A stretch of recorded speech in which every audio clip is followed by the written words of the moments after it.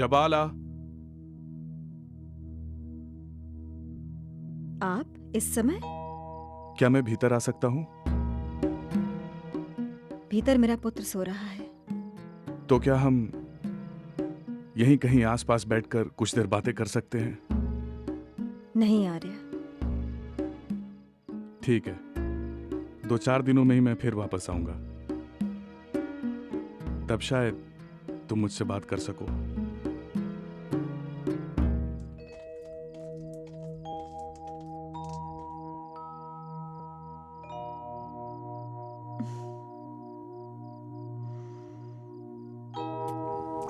ये आकाश में टुकुर टुकुर क्या देख रहे हो सत्यकाम? क्या सोच रहे हो बेटा? काका सोच रहा था इस आकाश का अंत कहाँ है। अरे ये क्या सोचने लग गए बच्चा? कौन है वो जो पंखियों को उड़ाता है? पंखी हैं, उड़ेंगे नहीं तो क्या करेंगे? आग में ताप क्यों है? हम मल्लाह हैं, हमें इन सब बातों से क्या काम? बूंद बूंद से जल बनता है, तो पशु पशु से, मनुष्य मनुष्य से क्या बनता है? मनुष्य कहाँ से आता है? मनुष्य कहाँ जाता है? अरे भाई, हमने तो माँ के पेट से आते देखा है और गंगा के पेट में जाते देखा है। इसके अलावा न कभी सोचा न कभी सूझा। एक बात बताओ काका, हम काहे नहीं पढ़ सकते? हमें कोई क्यों नहीं पढ़ाता? अरे तुम्हें पोथी पढ़कर करना क्या है? पेट ही तो भरना है। हम तुम्हें नाव खेना सिखा देंगे, खूब नाव चलाना और पेट भर लेना। अगर पढ़ना सिर्फ पेट भरने के लिए होता तो फिर पढ़ने वाले ब्रह्मचारी भिक्षा क्यों मांगते हैं? ये तो हमने सोचा ही नहीं। दिन भर धूप में इधर उधर घूमता रहता है। शरीर कैसे तप रहा है? माँ, क्या मैं आग हूँ जो तप रहा हूँ? फिर वही उल्टी सीधी बातें। बताना माँ, ताप तो मुझ में भी है, तो क्या मैं आग हूँ? हाँ रे, तू आग भी है। आग तो सूरज में भी है, तो क्या मैं सूरज हूँ? तू मेरा सूरज भी है और मेरा चंदा भी। अब सो जा। तो लोरी सुनाना। शुद्धो सिरेता तनतेस्ति नाम कृतं च ये कल्पनयाधुनैव पंचात्मकं देहमिदं न तेस्ति नैवास्य त्वं रोदिषि कस्य हेतोः नैवास्य त्वं रोदिषि कस्य हेतोः नैवास्य त्वं रोदिषि कस्य हेतोः।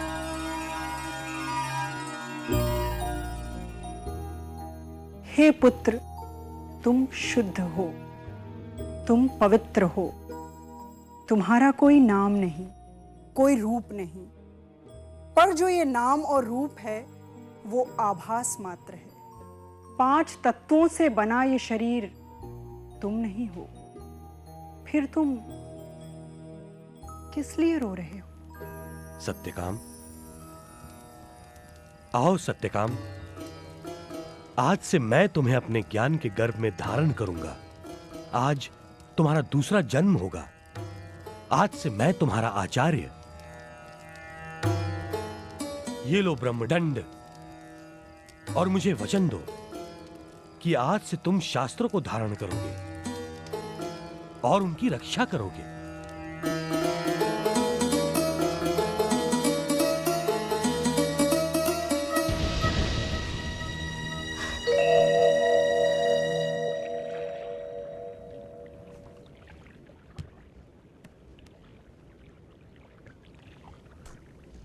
जल में बूंद तो बूंद भी जल, आग में चिंगारी तो चिंगारी में भी आग, बूंद जल में जल धारा में, धारा गंगा में, गंगा सागर में, तो सागर, सागर किस में? क्या बादल में? क्या आकाश में? बूंद फिर बादल में, बूंद फिर जल में। तो फिर मैं कहाँ से आता हूँ? मैं कहाँ जाता हूँ? कुछ समझ में नहीं आ रहा। फिर आकाश से बातें कर रहा है। काका, नदी के दो तट हैं, तो क्या हमारा भी कोई दूसरा तट है? पगला देगा तू मुझे। ले पकड़ पत्तल का दोना। हमारे लिए यही पहला और यही आखिरी सच है। यही प्राण है, यही ईश्वर है। जल इसमें भी है, आग इसमें भी है। अगर यही प्राण और यही ईश्वर है, तो फिर वो आकाश में भी है, धरती में भी है। अरे मैं तेरे हाथ जोड़ता हूँ, तेरे पांव पड़ता हूँ, मुझसे ये सवाल न किया कर। मैं पागल होना नहीं चाहता। मुझे बचा ले माई।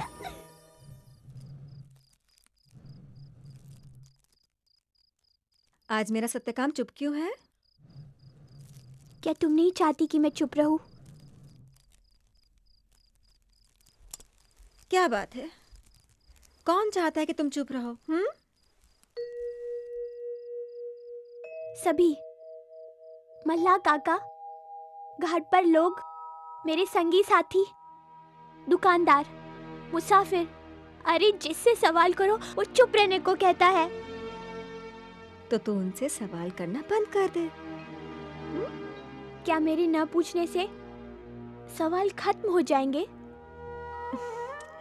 मुझसे पूछ, क्या पूछना है? दूसरे ब्रह्मचारियों की तरह मैं क्यों नहीं पढ़ सकता? क्यों मेरा कोई आचार्य नहीं है? क्यों मुझे लोग नहीं पढ़ाना चाहते? आज तू फिर किसी आचार्य के पास गया था? हाँ, और फिर एक आचार्य ने मुझे पढ़ाने से मना कर दिया, क्योंकि मैं ब्राह्मण नहीं, क्षत्रिय नहीं, एक दासी का पुत्र हूँ। क्यों हूँ मैं एक दासी का पुत्र? उत्तर नहीं है ना? ऐसा नहीं कहते सत्यकाम। अरे विद्या वो नहीं है जो ब्राह्मण पढ़ाते हैं। विद्या तो वो है जो तुझे मुक्त कराए, तुझे बंधनों से छुड़ाए। मैं तो प्रकृति के कण कण में एक ब्राह्मण देखती हूँ। तू उसे ढूंढ, वही तेरा आचार्य है। सत्यकाम, सत्यकाम,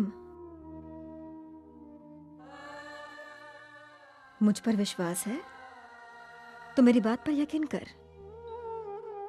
जब एक शिष्य सवालों के साथ खड़ा होता है तो एक आचार्य भी किसी न किसी रूप में जवाब देने के लिए आ ही जाता है।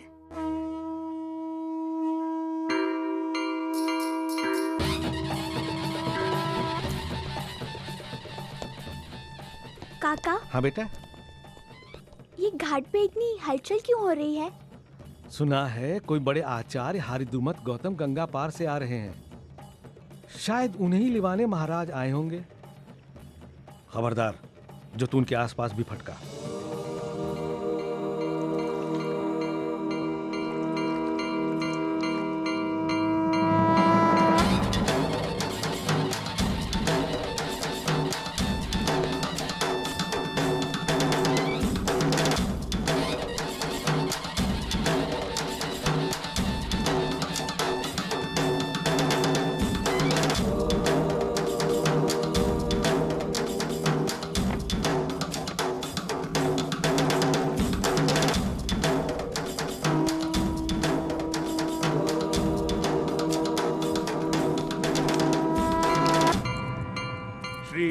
श्रीवर्चस्यमायुष्यम् आरोग्यमाविधात् पवमानं महीयते धनं धान्यं पशुं बहुपुत्रलाभं शतसंवत्सरम् अस्तु दीर्घमायुः।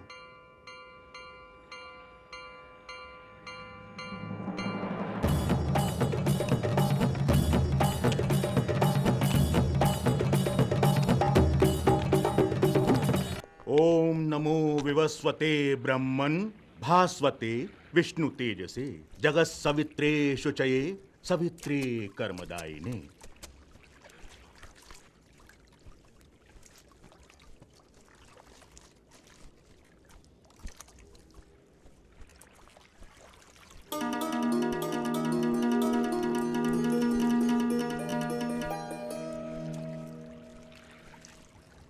उठो आयुष्मान। क्या मैं आपका शिष्य बन सकता हूँ आचार्य? प्रश्न मुझे अच्छे लगते हैं, परंतु यह निवेदन तुम्हारे पिता को मुझसे करना चाहिए था। मेरे पिता नहीं है आचार्य। तो अपनी माता से अपने पिता, कुल और गोत्र का नाम पूछ कर आओ। कुल और गोत्र की श्रेष्ठता मेरा शिष्य बनने के लिए अनिवार्य है। संभव है मैं तुम्हें अपना शिष्य बना सकूं?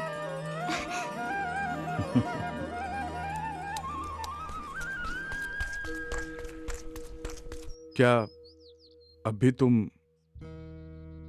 हाँ, मैं अब भी दासी हूं। कभी मालाएं गूंथकर, कभी जमीन लीपकर, तो कभी जल भरकर अपना निर्वाह कर लेती हूं। दुख और अभाव को पास भटकने नहीं देती, क्योंकि संतोष को मन के आंगन से छटकने नहीं देती। माँ, क्या हुआ? माँ, मेरे पिता कुल और गोत्र का नाम क्या है? क्यों जानना चाहता है तू? क्योंकि आचार्य गौतम ने कहा है कि जाकर अपनी माता से अपने पिता, कुल और गोत्र का नाम पूछ कर आओ। संभव है वे मुझे अपना शिष्य बना ले।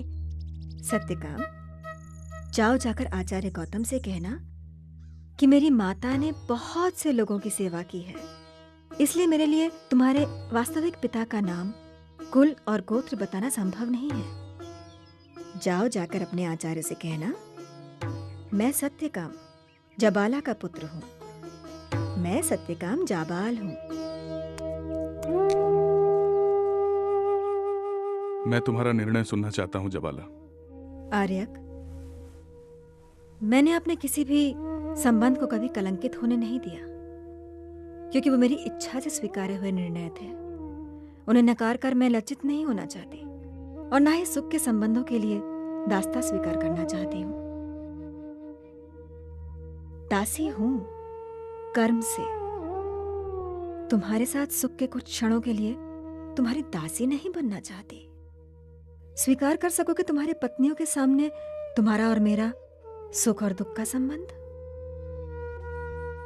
मेरा विश्वास करो आर्यक, जब भी मुझे तुम्हारी आवश्यकता होगी मैं तुम्हारे पास चली आऊंगी, पर वो निर्णय मेरा होगा, मेरा अपना। भोजन करोगे?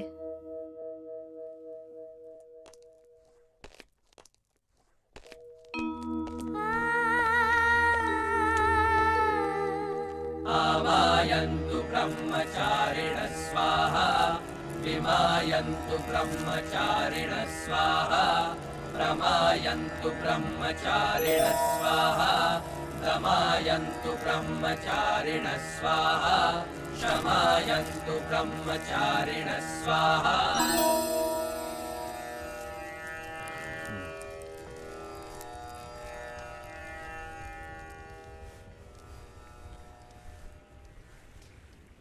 आचार्य, मेरी माता ने कहा है कि जाकर अपने आचार्य से कहना कि मेरी माँ ने कई लोगों की सेवा की है, इसलिए मेरे पिता का नाम, कुल और गोत्र बताना मेरी माता के लिए संभव नहीं है। मैं सत्यकाम जाबाला का पुत्र हूँ। मेरा नाम सत्यकाम जाबाल है। जबाला का पुत्र? तेरी माँ को यहाँ कौन नहीं जानता? चल दूर हो जा यहाँ से। क्यों आचार्य के मार्ग को अपवित्र कर रहा है?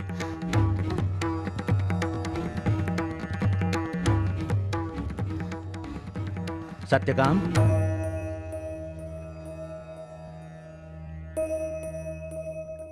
जा यज्ञ की समिधा ले आ। आज से तू मेरा शिष्य और मैं तेरा आचार्य। आज से तू जबाला का पुत्र हारिद्रुमत गौतम के शिष्य के रूप में जाना जाएगा। जा, जल्दी जा। तेरे उपनयन संस्कार के लिए यज्ञ की संविधा ले आ। ये कैसे संभव है? एक दासी के पुत्र का उपनयन संस्कार संभव नहीं है। सत्यकाम का उपनयन संस्कार आचार्यों के बीच बहस और विरोध का मुद्दा बन गया। दासी पुत्र नहीं, वैश्य पुत्र कहो। अनेक लोगों से संबंध रखने वाली को कोई और विशेषण दिया जा सकता है क्या आचार्य? असमंजस में पड़े विद्वान एक साथ अपनी बात लेकर राजा पालक के पास पहुंचे। हे राजन, धर्म और अधर्म का निर्णय शास्त्र करते हैं, पर उनका पालन आप करवाते हैं। इसीलिए राजा राजदंड धारण करते हैं। आचार्य गौतम ब्रह्म ज्ञानी हैं, वो ब्रह्म को जानते हैं, फिर उन्होंने धर्म के विरुद्ध ये निर्णय कैसे ले लिया?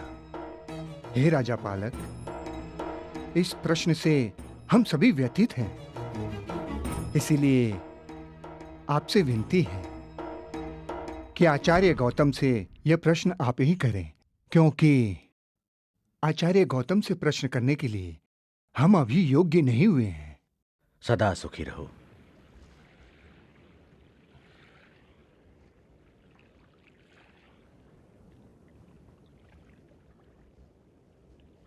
आपकी सदैव प्रतीक्षा रहेगी आचार्य।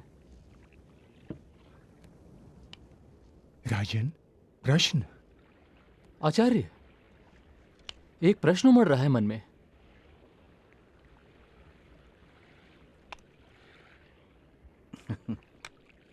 राजन, जीवन की निरंतरता ही प्रश्न करने में है। सत्य पर पड़े आवरण को हटाने का दूसरा कोई उपाय नहीं है। प्रश्न करो। आचार्य, जिसके पिता का पता नहीं, क्या उसका उपनयन संस्कार संभव है? क्या उसे ज्ञान प्राप्त करने का अधिकार है? राजन, कुछ प्रश्न व्यथित करते हैं, पर वे जरूरी होते हैं। कितनी माताएं अपने अतीत के अनकहे संबंधों को स्वीकृति दे सकती हैं? सत्यकाम की माता ने सिर्फ सत्य को धारण किया और सिर्फ सत्य को कहा। सत्य के गर्भ में सिर्फ सत्य होता है। जो सत्य कह सके, सत्य सुन सके, सत्य धारण कर सके, श्रेष्ठ ज्ञान का अधिकारी भी वही हो सकता है। जिस क्षण सत्यकाम ने अपने जीवन के सत्य को कहा, उसी क्षण मैंने उसे उस क्षण के लिए ब्रह्म के साथ एक होते हुए देखा।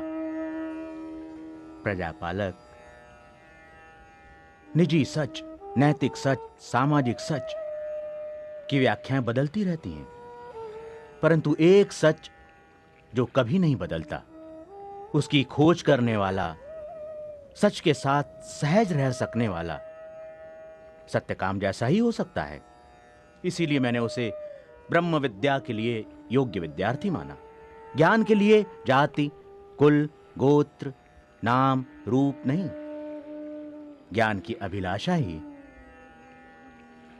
एकमात्र शर्त होनी चाहिए। क्षमा आचार्य, आपका अपराधी हूं मैं।